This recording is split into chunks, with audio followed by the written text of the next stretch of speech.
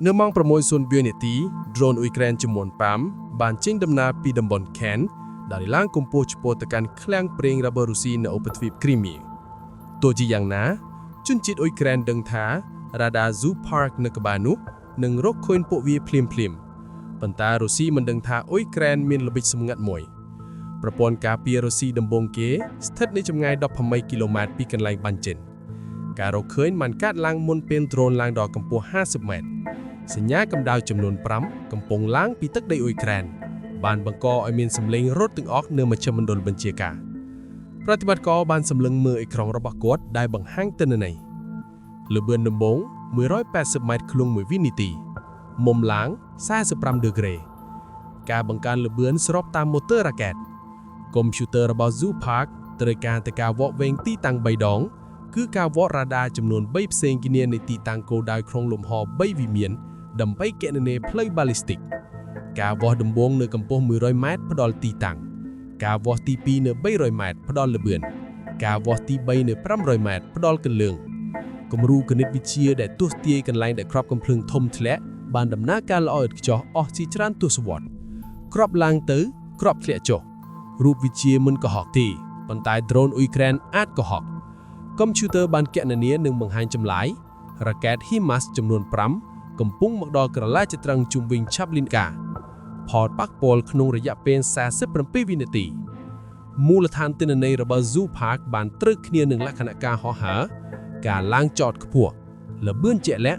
การบัญเจนจำนวนปรำขนงเปียดำนากาลสอบตามราเกต M31 GMLRSโดรนอุยแครนบานตรับตามสัญญาการบัญชาในระบบประปอนกับเล็กทมอเมริกเด็กกู้ไอคลายพอดจีปจอระบบปฏิบัติการบันรหัสไลน์คณะกอดจับตู้โทรศัพท์สำงัดกาวีประหาฮิมัสเมในทากาวีประหาจะบะเหลือแคล้งกรอบรมแสมาเชื่อมโดลบัญชีกาหนังแคล้งเปล่งกาเปลือเมียนบานเจ้งติดตามบรรดาบัญชีกาจำนวนปั้นเซงเนียขณะเนลิการรับถอยกรอยเนเลเอกรอง40 วินาที30 มาไผ่ดอบ0บรรทอเมาส์ขมิ้นเอาไว้การหลังปฏิบัติการสำเร็จเมืองไอกรองได้กลเรื่องจำนวนปรามบานบัดเนื้อเปียกกันดาวเพลยเนื้อจงไงปรับใบกิโลเมตรขังบุ้งกันหลังบันเจน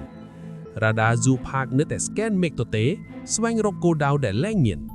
บรรทอเมาส์กอดดึงขลุ่นสัญญาตึงโนบานจ็อกกรองพเดกราดาระบบกอดเพลียมบรรทอปีแรงดอก100 เมตรประปอนไอตามด้านเอาไว้เซงแต่ห่อเลือใบสมัดเลือได้บรรทายเลือตึกกำติกได้หนึ่งระลกบานบังก็ดำบอลเงินนี่มันแมนจีราเกตบาลิสติกเดเธอตามฉบับระบบนิวตันเตวีจีมาซินเกิดได้บานประกาศสันนิษฐานระบบราดาระบบกอดประช่างหนึ่งกอดปฏิบัติก็บานโปรพิระบีบาลิสติกเตระบีบจีสงัดโดยปงเรียกปาราเมตรสวงโรระบีบาลิสติกซอนมอทาโกได้ทัวตามธนูปาราโบลิกล้างเฮาจกโดยทมบระบีบจีสงัดตามดานโกได้เดอไอฮอฟเดกหนึ่งโปรตือดาวยนฮอมิซิลดรูนกอดบานสวงโรกรอบกำเพลิงทุ่มทละขณะกัวสวงโรมาซินฮอตีตั้งจงกร้อยปรำใบกิโลเมตรขังตะบงกำลังบังเจงตื้อปี130 ดีกรีมางิติกระเบือนมุนจบประหาร150 กิโลเมตรขังมวยเมาเนื้อระเบือนนู้ปววีไอฉลองกัดประหารดับกิโลเมตรขณะกอดโรงจำพอลปักป้อนได้เหมือนได้เมากอดบันจูนดำนั่งดอราดาสมุทรเนื้ออาร์มยังส์ปุ่นโยลพิระเบียบได้โดรนบันตรับตามการบังเจงไฮมัสยังละออดชอราดาอาร์มยังส์บันโรเคินพวกเวียเนื้อจมไง80 กิโลเมตรฮอ7โรโลกเทียบคลังได้ตึกปังประหารที่ปักโปเวียสัญญาจำนวนปรำในโครงกงวัวสันดักธรรมดากลมโป๊แปรปรัวหรือเวียงหมอกไพ่1 เมตรโดยจีตามได้เลยตึกแล้วนี่หมอกดอปัญหากำหนดอัตราสัญญาณได้รุมคานแต่งซองค้างในโครงสังเกตได้โปเป็นโดรนปฏิบัติกรดาบานพินัดมูลฐานตนในเมสกัมขมีนโดรนโรซี่โครงฉลองกัดดับบอลนิเต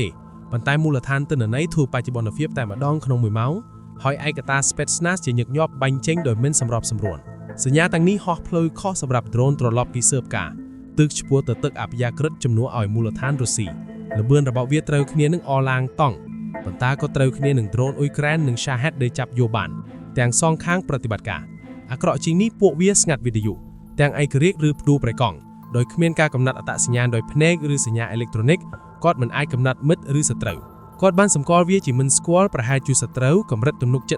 760หนึ่งสนาซุ่มการเสิร์ฟบังเกตปียุนฮอกจำบังเนเบลเบกแต่ในกลงบานเป็นจูนตัวมูลฐานอากาศเบลเบกจมวยสำนาเสิร์ฟอังเกตเตอร์ซูไบโซนนี่เน็ตเบิร์กยนต์ฮอซูไบโซนบานตัวเวกเตอร์เนื้อมองปรำดับพัมใบตามระยะตำแหน่งตำนงเตอร์ในสำงัดสัญญาอากาศจรนายืดจำนวนปรำ ទឹក240ដឺក្រេកម្ពស់100ម៉ែត្រស៊ើបអង្កេតនិងរាយការណ៍ព័ត៌មានមេសកម្មបានបង្ហាញនៅលើអេក្រង់ពហុមុខងារ drone មិនស្គាល់ប្រហែលជាសត្រូវប្រហែលជាឯកតារុស្ស៊ីត្រឡប់ពីស៊ើបការកំណត់អត្តសញ្ញាណមុននឹងវាយប្រហារគាត់បានរុនស្រោតថលទៅមុខនិងងាកទៅទិសខាងលិចឆ្ពោះទៅមេឃភ្លឺដែលសមុទ្រជួបមេឃការរក drone ពិបាកជាងរំពឹងទុក Radar N01M Bas របស់គាត់ជាស្នាដំណើរការមេកានិកអង្តែនផ្ទាល់ rotate ឆ្វេងស្ដាំ60ដឺក្រេ2ដងក្នុង1វិនាទីខណៈបញ្ជូនសញ្ញាខ្លាំងគ្រប់គ្រាន់ដើម្បីរកឃើញយន្តហោះទម្លាក់គ្រាប់នៅ140គីឡូម៉ែត្រប៉ុន្តែថាមពលនោះមានការសន្មត់ Drone FPV អ៊ុយក្រែនមានផ្ទៃកាត់រ៉ាដា 0.1 ម៉ែត្រការ៉េនៃសម្ភារៈសម្ព័ន្ធដែលស្រូបថាមពលរ៉ាដាចំនួនឲ្យចន្លោះ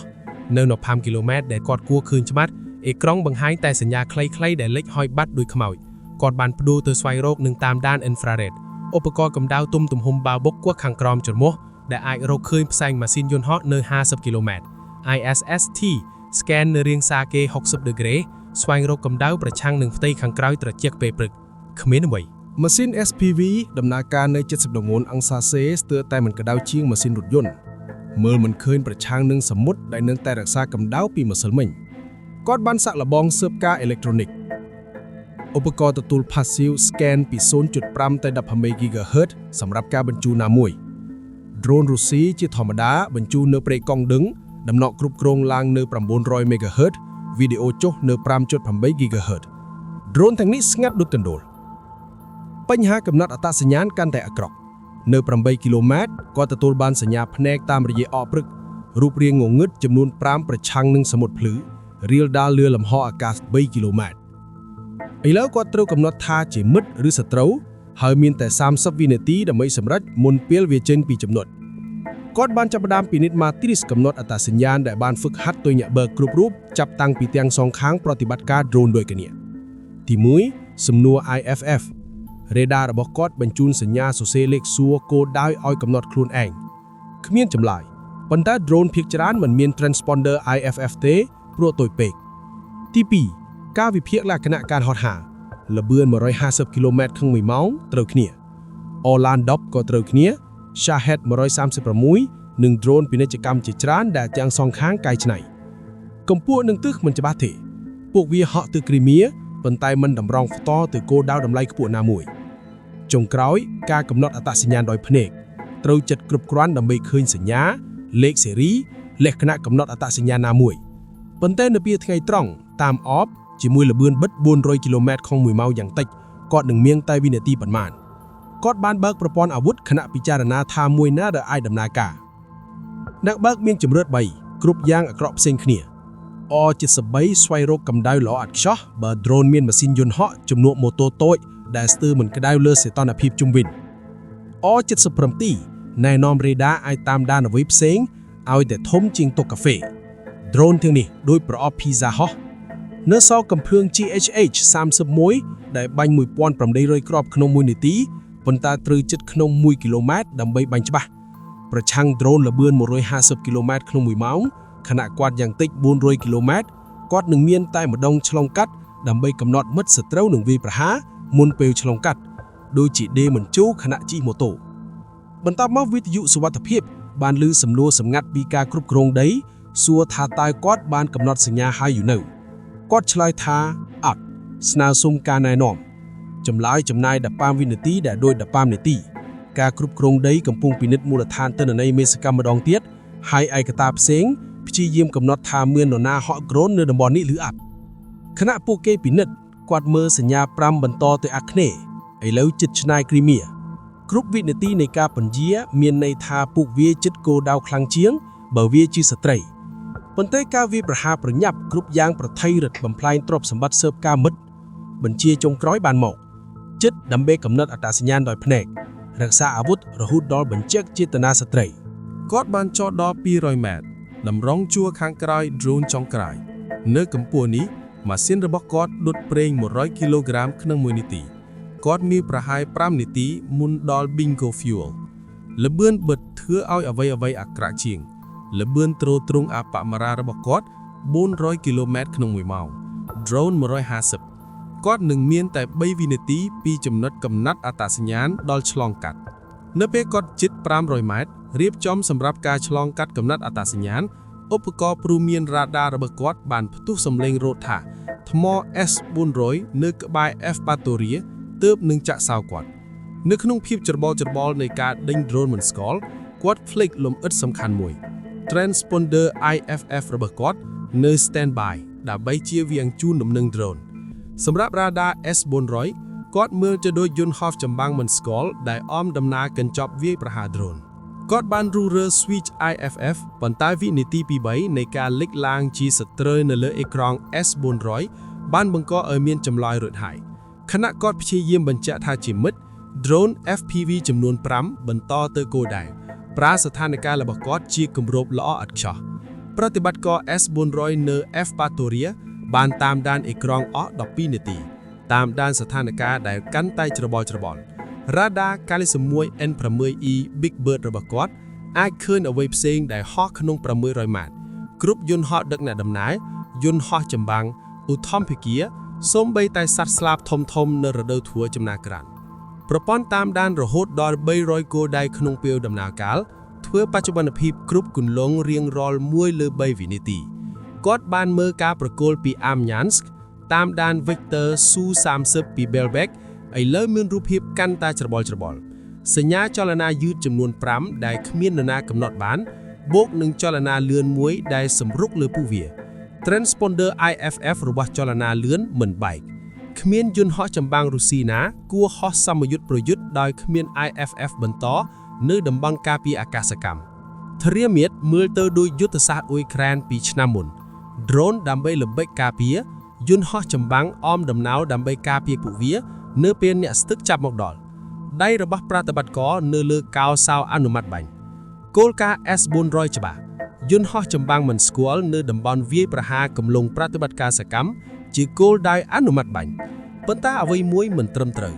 លក្ខណៈការហោះហើររបស់ចលនាលឿនត្រូវគ្នា Su-30 មិនមែន MiG-29 ឬ Su-27 អ៊ុយក្រែនទេល្បឿនការងាកការបដូរកម្ពស់ទាំងអស់បង្ហាញយន្តហោះរុស្ស៊ីគាត់បានសួរ Belbek ម្ដងទៀតចម្លើយមកបន្ទាប់ពី10វិនាទីដ៏យូរ Su-31 កំពុងស៊ើបអង្កេតសញ្ញាមិនស្គាល់គួរបញ្ជូន IFF បន្តគួរប៉ុន្តែមិនមែនប្រតិបត្តិការបានសម្រេចតាមអ្វីដែលគាត់ឃើញមិនមែនអ្វីដែលគួរកាត់ឡើងបើជា Su-30 រុស្ស៊ីវានឹងបញ្ជូន IFF ចាក់ស្ដែងមិនបញ្ជូនប្រហែលមិនមែនរុស្ស៊ីទេតក្កវិជ្ជាប្របាបក្រាំងសង្គ្រាមជាធម្មតាត្រឹមត្រូវកាលណាខុសគួរឲ្យសោកស្ដាយគាត់បានបង្វិលកោសោដាញ់ភ្លើងអនុម័តបាញ់បានបៃតងមីស៊ីល 48N6DM ពីគ្រាប់បានផ្ទុះពីបំពង់បាញ់បញ្ឈរ0ទៅ Max 6ក្នុង20វិនាទីមីស៊ីលមួយតាមដានទៅសញ្ញាយឺតសរសេរកម្មវិធីផ្ទុះនៅកណ្ដាលដើម្បីបំផ្លាញ drone ច្រើនជាមួយក្បាលគ្រាប់មួយទៀតចាក់សោទៅចលនាលឿនយន្តហោះចម្បាំងមិនស្គាល់ដែលប្រហែលជាអ៊ុយក្រែនប្រហែលជារុស្ស៊ីប៉ុន្តែច្បាស់ជាមិនបានបញ្ជូនសញ្ញាមុតណាមួយមីស៊ីលទៅដ្រូនចាប់ផ្ដើមមានបញ្ហាព្រាមS400 ត្រូវបានរចនានៅពេលមីស៊ីលជីស្ងាត់ហោះយ៉ាងតិច800គីឡូម៉ែត្រក្នុង1ម៉ោងកុំព្យូទ័រវិប្រហារប្រើក្បួនដោះស្រាយដែលបានកែច្នៃអស់ជាច្រើនទសវត្សរ៍ប្រឆាំងគោលដៅលឿនដ្រូនទាំងនេះហោះ150គីឡូម៉ែត្រក្នុង1ម៉ោងយឺតជាងល្បឿនតាមដានអបមិរមារបស់មីស៊ីលប្រព័ន្ធណែនាំនៅតែគណនាធរណីមាត្រស្ទាក់ចាប់ឡើងវិញព្យាយាមរកកន្លែងដែលគោលដៅ Subsonic និងនៅពេលមីស៊ីល Hypersonic មកដល់ដូចជាប្រើកែវយឺតកំភ្លើងដើម្បីតម្រង់ទៅអ្វីនៅមុខគណិតវិទ្យាមិនតូចចុះទន្ទឹមនឹងនេះមីស៊ីលទី2បានមកដល់ Su-30 ដោយប្រសិទ្ធភាពខុសខើញាក់បាកបានបដូរ Transponder IFF ទៅបញ្ជូនបន្តបញ្ចេញកូដកំណត់អត្តសញ្ញាណគ្រប់ព្រៃកង់ប៉ុន្តែមីស៊ីល 43 N6DM គ្មានមុខងារហៅត្រឡប់ទេអ្នករចនារុស្ស៊ីបង្កើតវាដោយគោលបំណងតែមួយហកចកោដៅផ្ទុះលុបចោលការគម្រាមកំហែងគ្មានគោលបញ្ឈប់គ្មានការផ្ទុះខ្លួនឯងគ្មានគំនិតទី2នៅពេលមីស៊ីលចេញពីបំពង់អ្វីមួយនឹងផ្ទុះអ្នកបើក Su-30 បានសាកល្បងគ្រប់វិធានការប្រឆាំងចុះទៅជិតទឹកដើម្បីបង្កើតការរំខាន Multipass ដែលការឆ្លុះរ៉ាដាពីផ្ទៃច្របល់ Seeker បញ្ចេញឆាហ្វក្នុងលំនាំជាក់លាក់ដែលយន្តហោះរុស្ស៊ីប្រើ8ដុំចន្លោះ2វិនាទីបង្កើតពពុកអាលូមីញ៉ុំ200ម៉ាតបូម Flash ទូស៊ីមីស៊ីលណែនាំរ៉ាដាភាពអស់សង្ឃឹមបដិសេធការហ្វឹកហាត់បញ្ជូនកូដសង្គ្រោះបន្ទាន់នៅព្រៃកង់ Gad ដែលគ្រប់យន្តហោះរុស្ស៊ីតាមដានគ្មានអ្វីដំណើរការមីស៊ីលរុស្ស៊ីហ្វឹកហាត់ប្រឆាំងវិធានការរុស្ស៊ីរៀងរាល់សប្តាហ៍នៅវាលសាក់លបងលំនាំឆាហ្វលំដាប់ Flash បច្ចេកទេសសង្គ្រាមអេឡិចត្រូនិក Seeker មីស៊ីលបានឃើញទាំងអស់រៀនមិនខ្វល់ទាំងអស់ នៅ2000ម៉ាតញាក់បើបានទាញចំណុចទៀងខ្មៅនឹងលឿងរវាងជើង motor rocket កៅអេ K36DM បានបាញ់បញ្ជូនគាត់នឹងញាក់រួមការងារចេញពីយន្តហោះវិនាស2វិនាទីក្រោយមក Fuse Proximity រកឃើញ Su-30 ដែលបោះបង់នឹងកទុកការផ្ទុះបានប្រាយ$35 លាននៃយន្តហោះចម្បាំងទំនើបទៅជាគ្រាប់ភ្លើងប៉នតក្រូចខ្លីធ្លាក់ទៅសមុទ្រខ្មៅមីស៊ីលដេញដ្រូនបាត់គន្លងតាំងពីរ៉ាដានៅតែចាត់ថ្នាក់សញ្ញាជាជីវសាស្ត្រនិងមីស៊ីលផ្ទុះឥតប្រយោជន៍នៅអាកាសមិនយូរមកណកប្រេកងវិទ្យុរុស្ស៊ីប្រាយជាភីវេវ៉កគ្រប់កម្រិតបញ្ជាការចាប់ផ្ដើមស្រែកក្នុងពេលដំណើរគ្នាមេបញ្ជាការ S400 សួរថាហេតុអ្វីយន្តហោះចម្បាំងមិនបញ្ជូន IFF Belbek Tower សម្រាប់សម្រួលការសង្គ្រោះស្ថានីយ៍ Yupatoria ព្យាយាមកំណត់ថាពួកគេទើបបំផ្លាញយន្តហោះមុតឬអត់គ្មាននរណាតាមដាន drone FPV ចំនួន5ងាកទៅខាងលឿងទៅឃ្លាំង Chibayev ឥឡូវនៅសល់35គីឡូម៉ែត្រទៅគោលដៅបណ្ដាញការពារអាកាសគ្រីមៀទាំងមូលត្រូវបានលង្ងាប់ដោយឧបវិធានបាញ់មិតខ្លួនឯងឧត្តមសេនីយ៍ស្រែកលើវរសេនីយ៍ឯកកាលណាគម្រាមកំហែងពេជ្រហោះបន្តដោយគ្មានតាមដានមឿនតែក្រុម Panzer S1 នៅឃ្លាំង Gabardieski បានស្ដាប់ភាពវឹកវរវិទ្យុចាប់តាំងពីម៉ោង 5:30 នាទីព្យាយាមប្រមូលផ្ដុំអ្វីកើតឡើងយន្តហោះចម្បាំងត្រូវបាញ់ទម្លាក់ដោយមិត្តខ្លួនឯងឧទ្ធម្ភាចាស់សង្គ្រោះបាញ់ចេញសញ្ញាមិនស្គាល់នៅតែមិនកំណត់ពួកគេដឹងថាមានអ្វីមកផ្លូវរបស់ពួកគេប៉ុន្តែអេក្រង់រ៉ាដាបង្ហាញមេឃទទេរ៉ាដា 1RS-21E របស់ Panzer អាចរកឃើញយន្តហោះនៅ36គីឡូម៉ែត្រមីស៊ីលនៅ20 drone នៅ15ប៉ុន្តែបើគោលដៅហោះខ្ពស់គ្រប់គ្រាន់ដើម្បីឆ្លងផ្ដិចសញ្ញាដំបូងមកពីអារម្មណ៍មនុស្សមិនមែនអេឡិចត្រូនិកទេអ្នកយាមបរិវេណបានឮសំឡេងម៉ាស៊ីនពីខាងលិចសំឡេងហឹងកាន់តែខ្លាំងនៅពេល Radar Panzer រកឃើញពួកវាសញ្ញា5កំពុងឡើងតាម100ម៉ែត្រនៅចម្ងាយ7គីឡូម៉ែត្រ180វិនាទីពីផលប៉ះពាល់ការវឹកហាត់របស់ប្រតិបត្តិការបានចូលខណៈ Adrenaline ហូរចូលប្រព័ន្ធដៃរបស់គាត់ផ្លាក់ទៅលើ console បង្កើតប្រព័ន្ធពី standby ទៅរបៀបប្រយុទ្ធពេញក្នុង4វិនាទី Panzer S1 រួមបញ្ចូលអ្វីគ្រប់យ៉ាងត្រូវការសម្រាប់ការពារចំណុចនៅក្នុងយានមួយរ៉ាដាស្វែងរកនៅលើរ៉ាដាតាមនៅមុខមីស៊ីល12ក្នុងបំពង់កាំភ្លើង30មីលីម៉ែត្រ2នៅចំហៀងវាអាចវាយប្រហារគោលដៅពី20គីឡូម៉ែត្រចុះដល់200ម៉ែត្រកម្ពស់ពីដីដល់15គីឡូម៉ែត្រប៉ុន្តែវាមានដែនកំណត់សំខាន់មួយប្រព័ន្ធគ្រប់គ្រងភ្លើងអាចណែនាំមីស៊ីលតែ4ក្នុងពេលដំណើរការប្រឆាំង drone ចូលមកចំនួន5គណិតវិទ្យាមិនអត់ឱនទេប្រតិបត្តិការបានមីស៊ីល 57E6E2 ទៅ drone នាំមុខមីស៊ីលបង្កើនល្បឿនដល់ម៉ាច់ស្រីទៀង 30G ខណៈងាកទៅគោលដៅគ្រប់មីស៊ីលមាន20គីឡូក្រាមនៃកម្ទេចចង្អុលដែលពង្រីកជាសាជីសម្លាប់ Fuse Proximity ដំណើរការល្អអត់សោះ Drone FPV ទាំងពីរត្រូវប៉ះផ្ទាល់នៅចម្ងាយ5គីឡូម៉ែត្រស្លាបបំបែកពីតួនិងកម្ទេចធ្លាក់ដីប៉ុន្តែនៅសល់ Drone 3នៅតែមក Drone ដែលនៅរស់បានចាប់ផ្ដើមលក្ខណៈវាយប្រហារចុងក្រោយតាមកាមេរ៉ាចុងក្រោយកសិដ្ឋានធុងបង្ហាញជាក្រឡាចត្រង់រង្វង់សនៅលើដីងងឹតធុងដែកដែលរក្សាកម្ដៅពីម្សិលមិញខណៈដីត្រជាក់ពេលយប់កុំព្យូទ័រនៅលើ drone បានជ្រឹកគោលដៅតាមលក្ខណៈសរសេរកម្មវិធីមុនធុងលេខ3នៅខាងលើខ្យល់នៃធុងផ្សេងល្អសម្រាប់រីរាវដាល់ភ្លើងធុងលេខ10មុនមានប្រេងអាកាសចរតាមរបាយការណ៍ស៊ើបអង្កងាយផ្ទុះជាង diesel ធុងលេខ18នៅផ្នែកខាងជើងឃ្លាំងនៅចម្ងាយ2គីឡូម៉ែត្រពួកវាបានចុះមកដីបន្ទាប់មកកាំភ្លើងស្វ័យប្រព័ន្ធ Panzer បានវាយប្រហារកាំភ្លើង 2A3HM ទាំងពីរបាញ់ក្នុងពេលដំណើរការអត្រាបាញ់រួម 5000 គ្រាប់ក្នុង1នាទីគ្រាប់ Penetrator Tungsten អាចវាយតាម20មីលីម៉ែត្រនៃដែកក្រាស់ញាក់បាញ់មើលតាមកែបយន្តអុបទិកខណៈគ្រាប់ប៉ះតួ drone មួយបំបែកសម្ភារៈសម្ព័ន្ធហោះដូច confetti បន្តែក្បាលគ្រាប់របស់ FPV មានដែកក្រាស់រចនាឲ្យរស់ពីការខូចខាតសមរភូមិសូម្បីតែមានរុនតាមស្លាបសូម្បីតែបាត់ប្រព័ន្ធគ្រប់គ្រងស្នូលផ្ទុះ105គីឡូក្រាមនៅតែរលត់ drone ខូចបានវិលចុះប៉ះនៅ200ម៉ែត្រពីគោលដៅទៅធុងមួយទៀតការផ្ទុះបានបំបែកកញ្ចក់ទូទាំងឃ្លាំងបង្កឲ្យមានសម្លេងរថយន្តទម្លាក់វត្ថុមិនជាប់នៅធ្នើ drone FPV 2ទៀតបន្តចុះឥឡូវនៅមុំ70ដឺក្រេស្ទើរតែបញ្ឈរកំភៀង Panzer ព្យាយាមតាមដានប៉ុន្តែប៉ះដែនកំណត់កម្ពស់ប្រព័ន្ធអាចងាក90ដឺក្រេវិនាទីផ្ដេកប៉ុន្តែ45ដឺក្រេឈរនៅពេលកំភ្លើងដំឡង់ខ្ពស់គ្រប់គ្រាន់ drone បានឆ្លងកាត់ស្រោមវាយប្រហារនៅកម្ពស់100ម៉ែត្រ drone FPV បានកាត់ម៉ាស៊ីននិងស្ងាត់ទំនៀងតែមួយនឹងនាំវាទៅកូនដៅនៅ50ម៉ែត្រក្នុង1វិនាទី drone ដំបូងប៉ះធុងលេខ3នៅម៉ោង 7:47 នាទីវាយតាមជញ្ជាំងដែក 10 មីលីម៉ែត្រដោយកំបិតតាមក្រដាសក្បាលគ្រាប់ផ្ទុះនៅលំហចំហដែលចំហាយប្រេងលាយជាមួយខ្យល់ព្រឹកនៅសមាមាត្រល្អឥតខ្ចោះសម្រាប់ផលផ្ទុះអតិភិមៈធុងមិនផ្ទុះចេញទេវាបែកតាមសៀមដោយផ្លែឈើលើសប្រេងឌីហ្សែល 2,500 ម៉ែត្រគូបបានផ្ទុះឡើងនិងចេញក្នុងពេលដំណើរគ្នាបង្កើតពពកផ្សិតកម្រិតដីដែលរំកិលទូទាំងឃ្លាំងនៅ100ម៉ែត្រក្នុង1វិនាទី8វិនាទីក្រោយមក drone ទី2ប៉ះធុងលេខ11ប្រេងអាកាសយានដិតក្តៅជាងឌីហ្សែលនិងសីតុណ្ហភាពពីការផ្ទុះនេះបានដុតចំហាយចេញពីធុងជិតខាងភ្លាមក្នុងរយៈពេល4ម៉ោងឃ្លាំងបានបាត់រូបភាពកែរណាត់នឹងបង្ហាញការបំផ្លាញទាំងស្រុងធុង5ត្រូវបំផ្លាញ3បែក2នៅតែដុតថ្ងៃក្រោយយន្តហោះចម្បាំងរុស្ស៊ីនៅ Belbek និង Saki ត្រូវបានដាក់ដីមិនមែនពីការខូចខាតសមរភូមិទេប៉ុន្តែពីខ្វះប្រេង drone FPV បានសម្រេចអ្វីដែលមីស៊ីលមិនអាចលុបចោលការការពារអាកាសគ្រីមៀមិនដោយបំផ្លាញយន្តហោះប៉ុន្តែដោយធ្វើឲ្យវាអត់អាហារ